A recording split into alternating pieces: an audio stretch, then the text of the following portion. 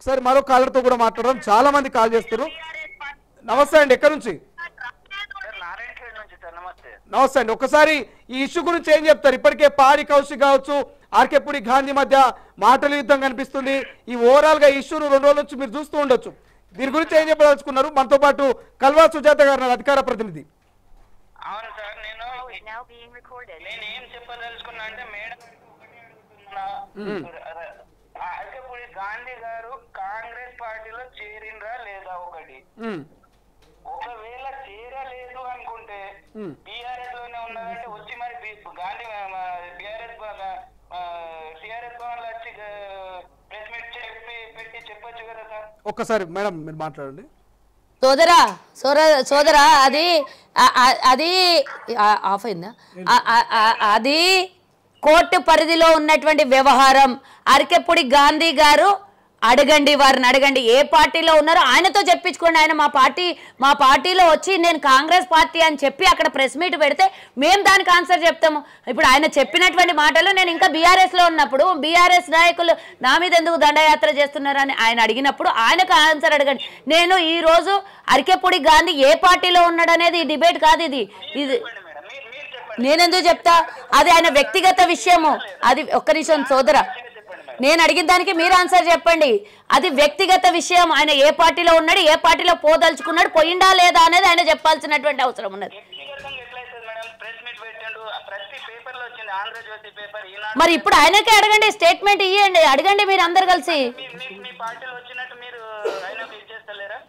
నేను ఒకటి చెప్పేదానికి, ఇది కోర్టు పరిధిలో ఉన్నటువంటి వ్యవహారాన్ని కల్వా సుజాత ఎప్పుడు పడితే అప్పుడు ఎక్కడ పడితే అక్కడ డ్యామేజ్ కోర్టుని గౌరవించే వ్యక్తుల్లో మేము. కాబట్టి ఆయనని అడగండి, ఆర్కేపూడి గాంధీని అడగండి. నేను ఇంకోటి అడుగుతున్నా, ఒకవేళ ఆయన బీఆర్ఎస్లోనే ఉన్నాను అని చెప్పినాక ఈ పాడి కౌశిక్ ఎవడండి కండువా కప్పడానికి? నేను కండువా కప్తా, ప్రెస్ మీట్ పెడతా అని చెప్పిండు కదా, పెట్టిస్తా అని చెప్పిండు.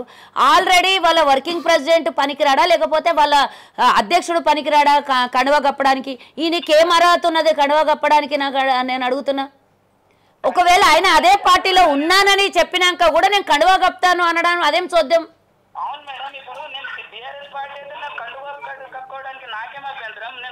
నువ్వు ఇది పాడి కౌశిక్ రెడ్డిని అడగమ్మా. నేను అడుగుతున్నా, కల్వా సుజాత కండువా కప్పదు, కాంగ్రెస్ కండువా. మీ పేరేందో నాకు తెలియదు, మీరు టీఆర్ఎస్ కండువా కప్పరు. పాడి కౌశిక్ రెడ్డి ఎవరు? కండువా కప్తే అధ్యక్షుడో నాయకుడో బీఆర్ఎస్ నాయకుడివి. ఎస్, నేను అదే అడుగుతున్నా. మీ బీఆర్ఎస్ నాయకుల్లో కౌశిక్ రెడ్డి 30 మంది ఎమ్మెల్యేలో 1 ఆఫ్ ద ఎమ్మెల్యే. ఆయన అధ్యక్షుడు కాదు కదా. ఆయన వాడు నేను కండువా కప్తా, పార్టీ ఆఫీస్ పిలుచుకొని వచ్చి ప్రెస్ మీట్ పెడతా అంటాను. ఆయన వాడు. నేను అడుగుతున్న దానికి ఆన్సర్ చెప్పు. మీ నాయకుడిని అడుగు. ఫామ్ హౌస్ లో పండుకున్న కేసీఆర్ని అడుగు. ఆయన సమాధానం చెప్పాలి. మా పార్టీలో ఉన్నాడా లేదా అని అక్కడికి పిలిపించుకోవాలి ఆయనని, ఫామ్ హౌస్కి పిలిపించుకోవాలి ఆయన. నేను అడిగిన దానికి నీకెంత రోషం ఉందో, ఇదే తమ్ముడు నీకెంత రోషం ఉందో కేసీఆర్ కూడా అంతే రోషం ఉండాలి కదా. ఎందుకు మాట్లాడతలేడు? గాజులు చీర కేసీఆర్కి పంపించాలి కదా. బయటికి రాలేదు. మహిళలు కొట్టుకొని పోతుర్రు. మహిళలకి అన్నం తినడానికి భోజనం శోభమ్మతోని భోజనం చేపించి వండించి పంపించింటే బాగుండే.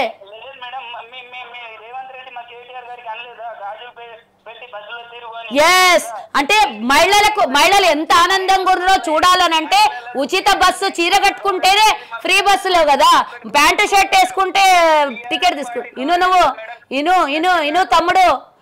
తమ్ముడు నేను అడుగుతున్న దానికి ఆన్సర్ చెప్పు. బస్సులో ఉచిత టికెట్ కావాలంటే చీర వేసుకోవాలి. మహిళలకే ఉచిత టికెట్, మగవాళ్ళకి కాదు కదా. కాబట్టి రేవంత్ రెడ్డి గారు అదే అడిగినరు. నువ్వు చీర కట్టుకొని గాజులు వేసుకొని బస్సులో ప్రయాణం చెయ్యి. మహిళలు ఎంత ఆనందంగా ఉన్నారో నీకు గర్వపడతారో అని చెప్పిండు. నువ్వు పెడాదరు తీయకు. సరే, చాలా మంది కాల్ చేస్తున్నారండి. ఒక్కసారి అంతకంటే ముందు చాలా మంది కాల్ చేస్తున్నారు.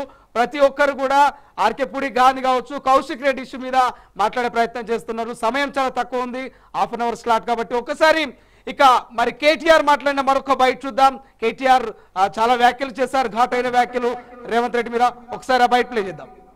10 ఏళ్లలో తెలంగాణలో ఎన్నడూ చూడలే. ఎన్నడూ తెలంగాణలో ప్రాంతీయం, మన రాష్ట్రం ఏర్పడిన తర్వాత ప్రాంతీయ భాష పేరు మీద గాని, ప్రాంతీయ తత్వం పేరు మీద గాని, ఆంధ్ర తెలంగాణ పంచాయతీలు గాని ఎక్కడ జరగలేదు.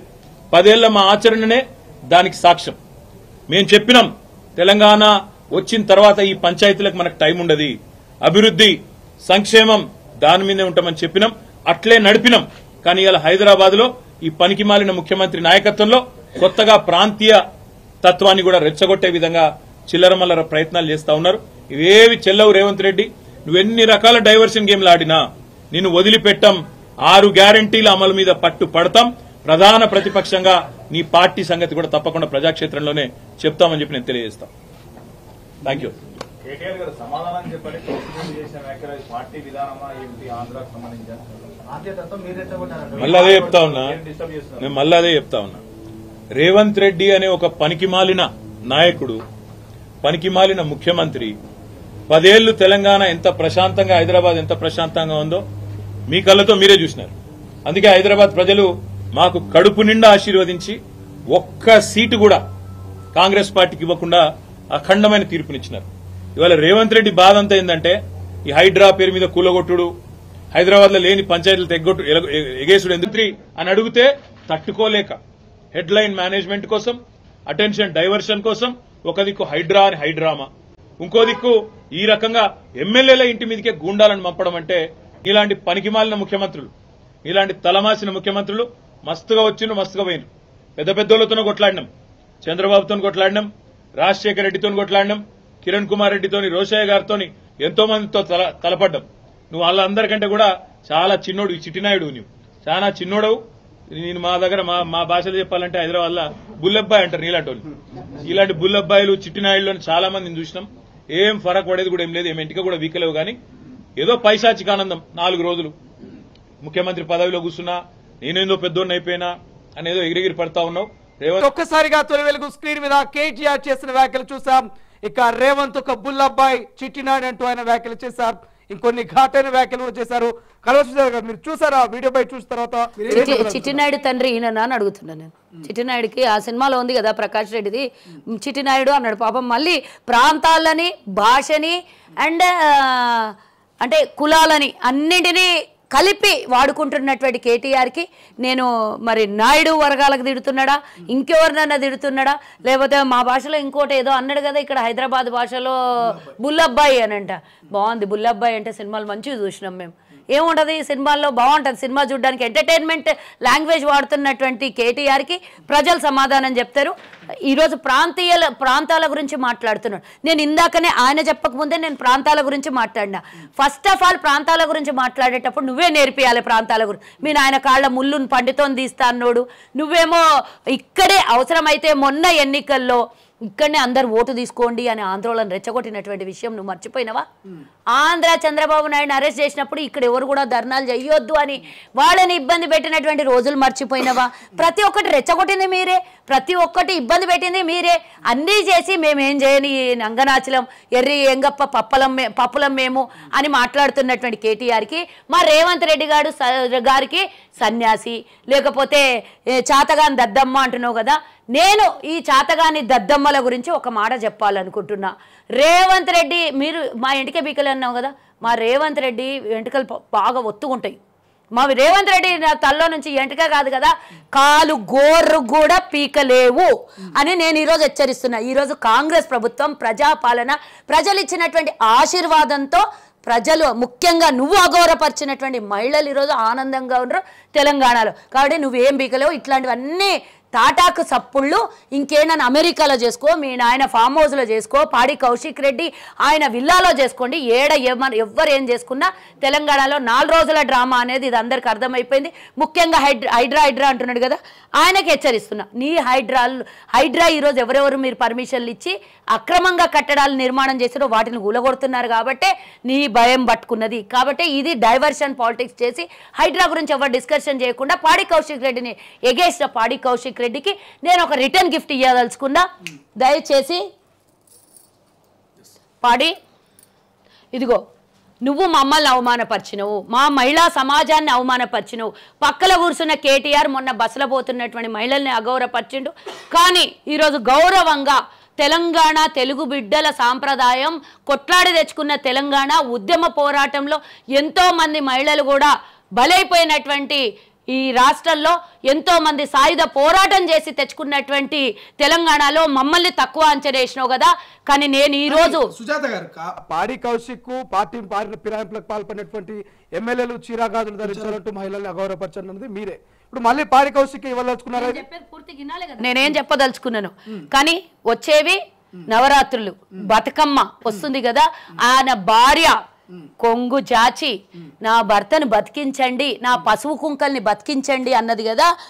ఆ తల్లి ఆయన భార్య అంటే మా సోదరి లాంటిది కాబట్టి ఆమె నీ పసుపు కుంకల్ని రక్షించింది. ఆమె పసుపు కుంకల్ని ఓటేసి రక్షించినటువంటి హుజూరాబాద్ నియోజకవర్గ ప్రజల తరఫు నుంచి, మహిళా మండల సోదరుల తరఫు నుంచి బతుకమ్మ కానుకగా ఆమె పసుపు కుంకుమల్ని కాపాడినటువంటి హుజూరాబాద్ నియోజకవర్గం మహిళా మండల అందరి తరఫు నుంచి బతుకమ్మ కానుకగా ఆమెకి చీర గాజులు సారేగా మేము తెలుగింటి ఆడపడుచుగా మా ప్రభుత్వం నుంచి నీకు పంపిస్తున్నా. నీకు కాదు, కౌశిక్ రెడ్డి భార్యకి నువ్వు ఇయ్యాలి కానుక. ఎందుకంటే ఆమె నిన్ను గెలిపించింది. ఆమె కొంగు చాచి అర్జించి నేను చచ్చిపోతాను, నా గుండె బరువెక్కింది, నా భారం అయిపోయింది, నా గుండె చావో రేవో, నాకు మీరు ఓటేస్తే అసెంబ్లీలో కూర్చుంటా, ఓటేయకపోతే పాడెక్కుతా, నేను అన్ని బ్లాక్మెయిల్ చేసినావు, అప్పుడే నీకు డిస్క్వాలిఫై చెయ్యాలి.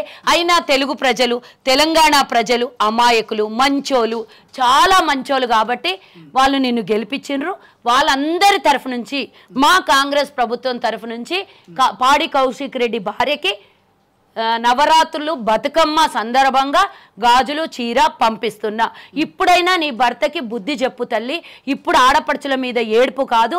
నువ్వు అడిగితే అక్కడ సమాజం ఓటేసింది, ఒక దిక్కు నీ బిడ్డ, ఒక దిక్కు నువ్వు కూర్చొని అడిగితే జాలితో ఓటేసినటువంటి హుజూరాబాద్ ప్రజలందరి తరఫు నుంచి నీకు కానుక ఇస్తున్నా, తీసుకో. సరే, ఒక్కసారి దీంతో పాటు ఓవరాల్ గా పాడి కౌశిక్ ఇంతకు ముందు గవర్నర్ ని కూడా కించపరుస్తూ మాట్లాడాడు. తర్వాత వరుసగా మహిళల మీద కొన్ని అనుచిత వ్యాఖ్యలు చేస్తూ వస్తున్నారు. ఎందుకు పాడి కౌశిక్ ఇలాంటి వ్యాఖ్యలు చేయడం వెనక కారణం ఏమై ఉండొచ్చు అంటారు? నేను యువకుడిని అని చెప్పుకునేటటువంటి వాడికి ఆవేశం కూడా ఎక్కువ ఉంది. ఆలోచన శక్తి మోకాళ్ళ నుంచి పూర్తిగా అరికాళ్ళకి దిగజారుతోంది కాబట్టి ఎట్లా పడితే అట్లా అవమానకరంగా మాట్లాడుతూ ఆ రోజు మనం చూసినాం. ఒక మహిళ, పార్టీలతో నేను మాట్లాడట్లేదు, పార్టీల గురించి మాట్లాడట్లేదు, ఈరోజు ఒక మహిళగా మాట్లాడుతున్నా. ఆ రోజు కూడా ఒక గవర్నర్ని, రాష్ట్రానికి తొలి మహిళగా ఉండేటటువంటి గవర్నర్ని నీకు ఎమ్మెల్సీ ఇవ్వకుండా ఫైల్ ఆపితే నువ్వు చేసినటువంటి నీ మీద ఉన్నటువంటి కేసులో ఇవి ఇతరత్ర అది ఏదైనా ఉండొచ్చు, ఫైల్ ఆగిపోతే ఆమెను అమ్మనాభూతులన్నీ తిట్టి మళ్ళీ తర్వాత క్షమాపణ అంటే బజార్లో చెప్పుతో కొట్టి లోపలింట పోయి కాళ్ళు మొక్కే పద్ధతి అనేది. నేను ఆ తర్వాత సీతక్క, ఒక గిరిజన బిడ్డ, ఆదివాసి బిడ్డ, ఒక ఎమ్మెల్యేగా ఉండి మంత్రిగా ఉంటే సహించుకోలేనటువంటి నీ ప్రభుత్వం, గత ప్రభుత్వం, నువ్వు ఆ రోజు దళితుల్ని ముఖ్యమంత్రి చేస్తా అని దళితుల పేర్ల మీద ముఖ్యమంత్రి అయిన నీ నాయకుడు ఈరోజు మహిళల్ని అవమానించి నువ్వు ప్రతి ఒక్కరు సమాజంలో మా ఔన్నత్యాన్ని, మా గౌరవాన్ని తగ్గిస్తున్నటువంటి బీఆర్ఎస్ నాయకులు ఎవరైతే పాడి కౌశిక్ రెడ్డిని అడ్డం పెట్టుకొని డ్రామాలు ఆడుతున్నారు సమాజం గమనిస్తుంది. తెలంగాణ ప్రజలే కాదు, యావత్ భారతదేశంలో ఉన్నటువంటి మహిళా సమాజం గమనిస్తుంది. కాబట్టి నేను ఈయనకి హెచ్చరికతో పాటు ఒక నా సజెషన్, ఇప్పటికైనా మానుకొని బయటకు వచ్చి బహిరంగంగా మహిళా సమాజానికి క్షమాపణ చెప్పు. 4 రోజులు దాటిపోయింది, ఇంకా నువ్వు క్షమాపణ చెప్పకపోతే ఆల్రెడీ మేము మన స్పీకర్ గారికి మేము మెమరాండం ఇవ్వడం జరిగింది, కంప్లైంట్ ఇవ్వడం జరిగింది. తర్వాత మహిళా కమిషన్ త్రూ దీన్ని సుమోటోగా తీసుకొని ఆయనను మళ్ళీ పిలిపియమని మేము చెప్తున్నాము. ఆల్రెడీ చెప్పాం కూడా, గవర్నర్ గారి దగ్గరకు కూడా వెళ్ళి ఈయన మీద కంప్లైంట్ చేస్తాం. అక్కడికి కూడా వినకుండా క్షమాపణ చెప్పకపోతే డెఫినెట్గా మేము నెక్స్ట్ లెవెల్ ఆయన ఇంటి మీద దాడి చేయాల్సినటువంటి అవసరం ఉంటుందని హెచ్చరిస్తున్నాను. థ్యాంక్ యూ సో మచ్ అండి, ఈ వండర్ఫుల్ డిస్కషన్లో పాల్గొన్నందుకు. దాంతో పాటుగా ఫైనల్గా కాల్వ సుజాత మాత్రం ఖచ్చితంగా తెలంగాణ మహిళలకు పాడి కౌశిక్ బహిరంగ క్షమాపణ చెప్పాలి, ఇష్యూ మీద స్పీకర్ను కలుస్తాం, మహిళా కమిషన్ కలుస్తామంటూ చెప్తున్నటువంటి పరిస్థితి. సో చూద్దాం, ఇప్పటికే స్పీకర్ని కలిసినటువంటి పరిస్థితి. ఇక మరి ఇప్పటికైనా బహిరంగ క్షమాపణ పాడి కౌశిక్ చెప్తాడా, లేకపోతే ఇష్యూ ఇలాగే కంటిన్యూ చేస్తారా, భవిష్యత్తులో చూడాల్సిన అవసరం. అసలైన తొలి వెలుగు. ఫాలో వాట్సాప్ @తొలి వెలుగు official.